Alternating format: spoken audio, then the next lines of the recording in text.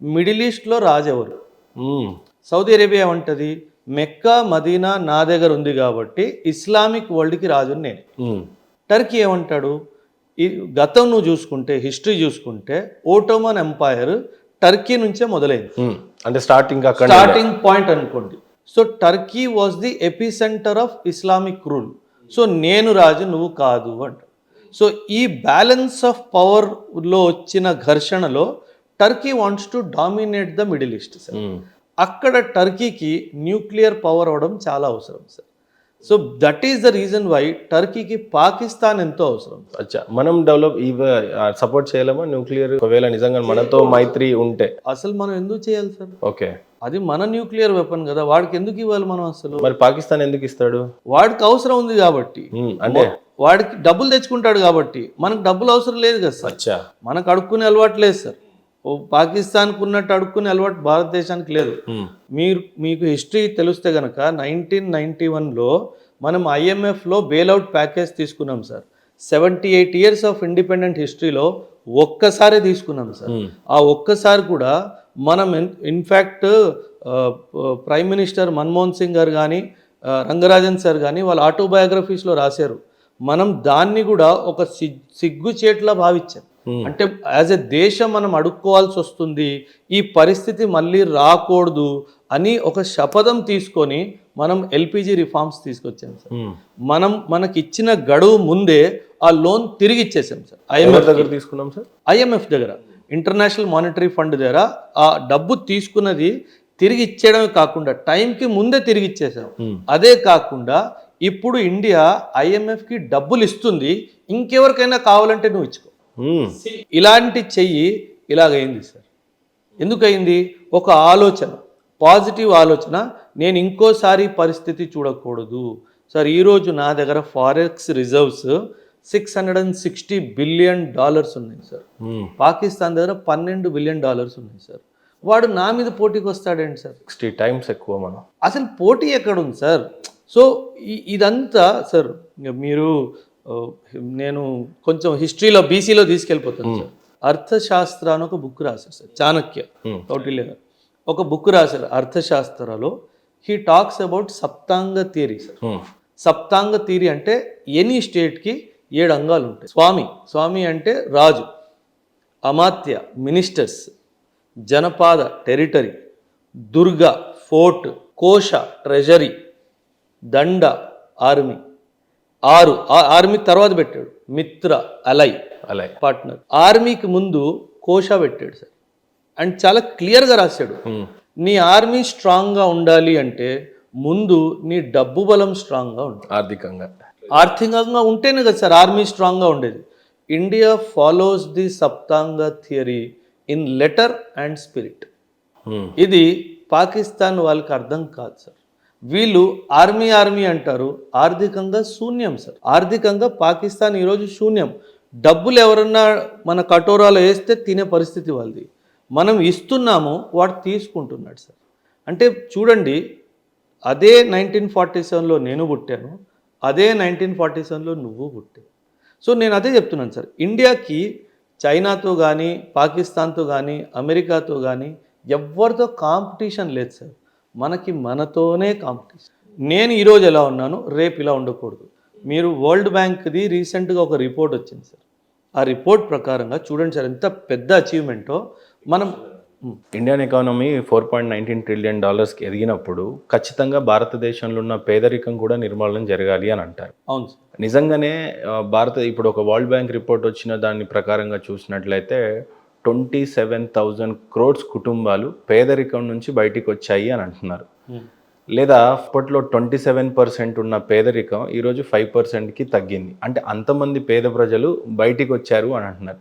ఏం థియరీ అసలు? ఎవరికైనా అర్థమవుతుందా? ఇది కొద్దిగా అర్థమయ్యేలాగా చెప్పండి. అసలు పేదరికాన్ని తగ్గించడం ఏంటి, ఈ జీడిపి లేకపోతే మనం చేసిన ఎకానమీ అచీవ్మెంట్కి డీటెయిల్గా చెప్పండి సార్. చెప్తాను. మీరు బాగా రీసెర్చ్ చేసి వచ్చారు సార్. అంటే నాకంటే బాగా రీసెర్చ్ చేసి వచ్చారు, అది నాకు అర్థమవుతుంది sir. Recent world bank report ప్రకారంగా 2 విషయాలు మనం గమనించాల్సింది సార్. ఇది బీజేపీ రిపోర్ట్ కాదు, మన గవర్నమెంట్ రిపోర్ట్ కాదు. మన డబ్బా కొట్టుకోలేదు సార్. వరల్డ్ బ్యాంక్ అనే సంస్థ ఇచ్చిన report sir.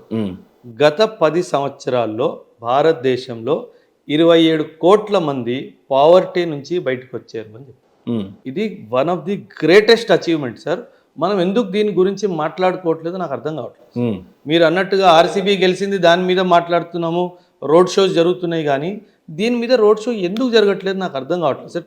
Sir 27 crores people extreme poverty నుంచి బయటకు వచ్చారు అంటే చాలా పెద్ద. 27 crores అంటే ఆల్మోస్ట్ అండి నాకు తెలిసి ఒక 6-7 రాష్ట్రాలు, 6-7 రాష్ట్రాల పాపులేషన్ అంత జనాభా ఇండియాలో పేదరికంలో మగ్గిపోతుంటే వాళ్ళకి ఏదో జీవనోపాధి ఈరోజు అదే పేటిఎంలు, యూపీఐలు, చిన్న కర్బూజ అమ్ముకునే వాడి దగ్గర, బఠానీ అమ్ముకునే వాడి దగ్గర ఉన్నాయి అని అంటే ఇది దానికి కూడా ఇంటర్లెక్ అయి ఉండొచ్చేమోనని నా ఉద్దేశం సార్. కూరగాయలు రోడ్డు మీద మనం ఎక్కడైనా టోల్ గేట్స్ పక్కన ఆపినా కూడా ఆయన దగ్గర ఎన్ని కూరగాయలు ఉన్నా యూపీఐ అయితే ఉంటుంది.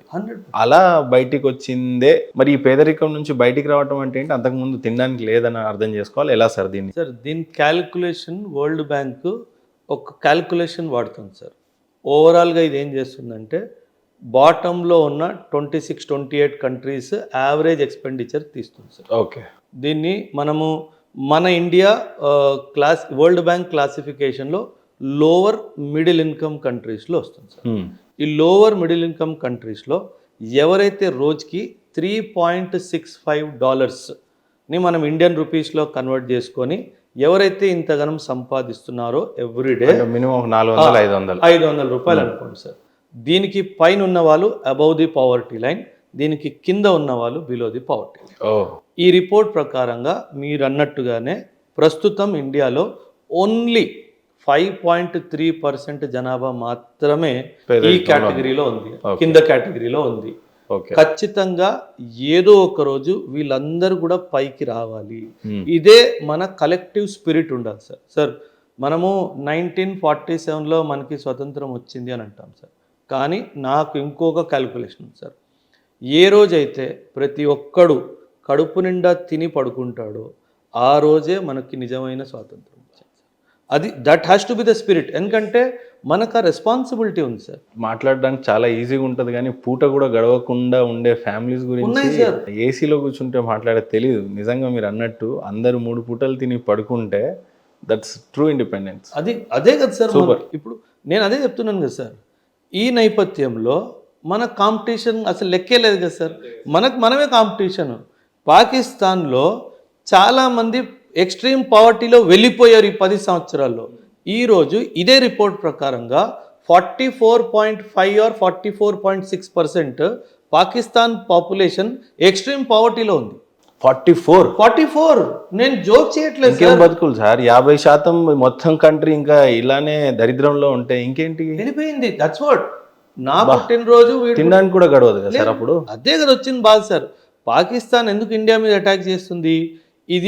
ఇవన్నీ చేయకపోతే వాళ్ళ జనాభా పాకిస్తాన్ని ప్రశ్నిస్తుంది కదా సార్. వాళ్ళేమో అంత ఎదుగుతున్నారు, వాడేమో మూన్ మీద వెళ్తున్నాడు. నువ్వు మాకేమి ఇచ్చావు? తినడానికి 2 పూటలు ఫుడ్ ఇవ్వట్లేదు నువ్వు. సో ఇవన్నిటి నుంచి వాళ్ళ మైండ్ని డైవర్ట్ చేయడానికే కదా సార్ యుద్ధాలు చేస్తారు. అంటే ఇక్కడ వన్ నేషన్ థియరీలో ఇంటింటికి రేషన్ ఇవ్వటం అనేది ఒక గవర్నమెంట్ అసలు ఎంత పెద్ద ఇనిషియేటివ్ అని అర్థం చేసుకోవాలి సార్ దాన్ని. సార్ ఏదో ఫ్రీగా బియ్యం ఇచ్చేస్తున్నాడు అని అనుకుంటున్నాం, కానీ పేదరిక నిర్మూలన అని అంటే 5% అంటే నాకు తెలిసి అది కూడా కొంత బెగ్గర్స్ కూడా లేకుండా అవుతారేమో ఇన్ ఫ్యూచర్. అలా అండం తప్పు, అడుక్కు తినేవాళ్ళని, కానీ దేవుడు ఇచ్చిన శాపం అనొచ్చో మరి ఏంటో తెలియదు, కానీ బట్ అది కూడా ఉండదేమో సార్ నిజంగా. సార్ అప్పుడే కదా సార్ నా రియల్ ఇండియా. పేదవాడు ఉంటే పర్లేదు సార్. ఎందుకంటే పేదరికం ఉండకపోవడం అన్నది ఒక యూటోపియన్ కాన్సెప్ట్. అది జరగదు. ఖచ్చితంగా సమాజంలో కింద మీద ఉంటారు. కాకపోతే ఎక్స్ట్రీమ్ పావర్టీలో ఎవరు ఉండకూడదు అన్నది నా ఆశ సార్. ఓకే. అంటే 2 పూటలైనా తిని పడుకొని పొద్దున్న లేచి మళ్ళీ పనికి వెళ్ళి మళ్ళీ ఇంటికి వస్తే 2 పూటలు తినడానికి ఉండాలి సార్. అది మన లక్ష్యం ప్రస్తుతానికి సార్. అండ్ ఖచ్చితంగా 2032 వరకు మనం ఇది సాధించే అవకాశం చాలా గట్టిగా ఉంది. ఇన్ఫ్యాక్ట్ ఈ రిపోర్ట్గా sir last report world bank ఏమన్నదంటే ఇండియా ఎప్పుడైతే ఎక్స్ట్రీమ్ పావర్టీ నుంచి బయటకు వచ్చేస్తుందో అప్పుడు వరల్డ్ కూడా వచ్చే అవకాశం ఉంది. అంటే ఈ బాధ్యత ఇండియా మీద ఉంది అన్నట్టు మాట్లాడింది సార్. Just imagine. అంటే ఇండియా ఒకవేళ పావర్టీ నుంచి బయట వచ్చింది అంటే ఇది వరల్డ్కి కూడా ఒక ఎగ్జాంపుల్లా అవుతుంది. ఇంత పెద్ద జనాభా. చాలా సార్ 144 అంటే సార్ మామూలు సార్. ఇప్పుడు ఎందుకు అమెరికా పరిగెట్టి మన దగ్గరకు వస్తుంది, ఎందుకు రష్యా మన దగ్గరకు వస్తుంది, ఎందుకు చైనా మనతో గొడవకు రావట్లేదు? ఎందుకంటే future market is India. Population ఇక్కడే ఉంది.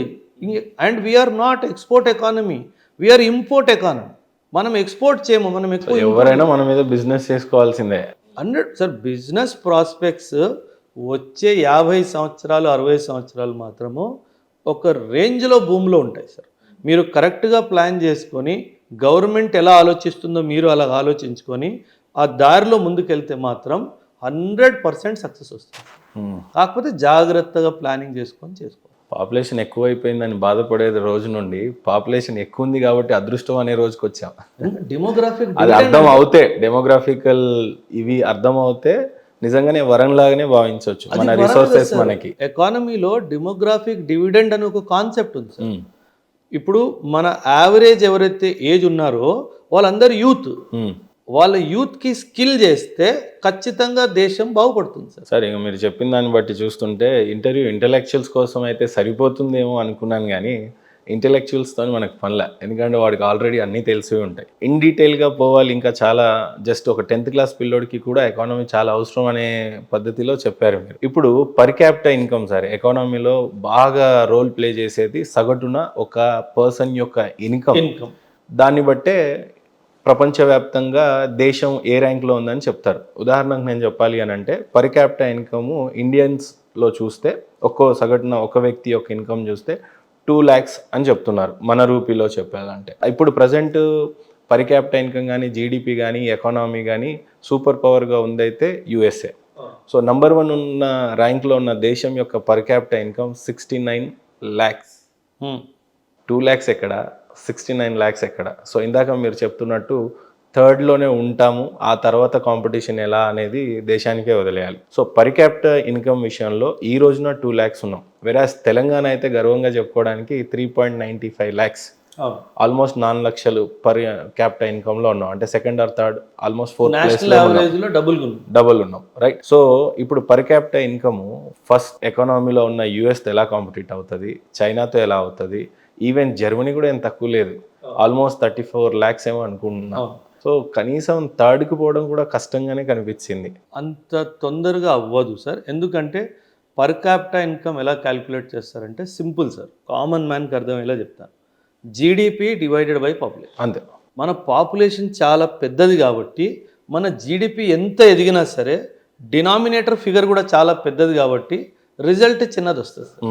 మన పర్ క్యాపిటా ఇన్కమ్ పెరగాలంటే ఒకవైపు జీడిపి పెరగాలి, రెండో వైపు పాపులేషన్ తగ్గాలి. ఒక క్యాల్కులేషన్ ప్రకారము ఇది 2070 నుంచి స్టార్ట్ అవుతుంది సార్ రైజ్, మన పర్ క్యాపిటా ఇన్కమ్ రైజ్. ఎందుకంటే అప్పటి వరకు మన జీడిపి పైకి వెళ్తూ ఉంటుంది, పాపులేషన్ కింద రావడం స్టార్ట్ అవుతుంది. ఓకే, అంటే ఇప్పుడు మీరు చెప్తుంటే నాకు ప్రతి డాట్ కనెక్ట్ అవుతుంది సార్. ఇక్కడ అగైన్ మళ్ళీ కేంద్ర ప్రభుత్వం తీసుకొచ్చింది ఎన్ఆర్సి, సిఏఏ. దెన్ జనాభా లెక్కలు కూడా సవరించాలి. అవును. 1 నేషన్ 1 థియరీ అగైన్ ఇక్కడ అప్లికేబుల్ అవుతుంది. అది హిందువా, ముస్లిమా, క్రిస్టియనా, సిక్కా, బౌద్ధ ఎవరైనా సరే ఇక్కడ ఖచ్చితంగా భారతదేశంలో ఉండాలంటే ఖచ్చితమైన ఆధారాలు ఉండాలి. ఒకటి, ఖచ్చితంగా ఇక్కడ ఉన్న వాళ్ళందరూ డెమోక్రటిక్గా ఉండాలి కాబట్టి ఒకళ్ళిద్దరినే కనాలి అనేది ఇప్పుడు మీరు చెప్పిన డాట్. సో ఈ CAA, NRC already they have implemented, అంటే ఆ దిశగా ప్రయత్నం చేస్తున్నారు. సో ఇవన్నీ అగైన్ కాంపిటీషన్ కోసమే జరుగుతున్నాయి అన్నట్టుగా అనిపిస్తూ ఉంది. మతపరంగా చేస్తున్నారని కొంతమంది విమర్శిస్తూ ఉన్నారు.